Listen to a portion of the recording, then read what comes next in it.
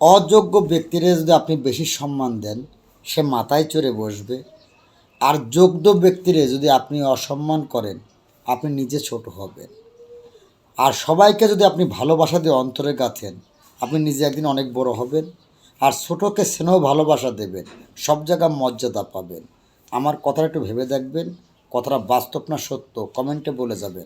আর আমার কথাগুলো যদি ভালো লাগে অবশ্যই শেয়ার করে কপি লিঙ্ক করে পাশে থাকবেন। আর সুন্দর একটা কমেন্ট করে যাবেন। ভালোবাসা দিছি, ভালোবাসা নিছি, আর ভালোবাসা দিয়ে সবসময় আমরা পাশে থাকার জন্য চেষ্টা করতেছি।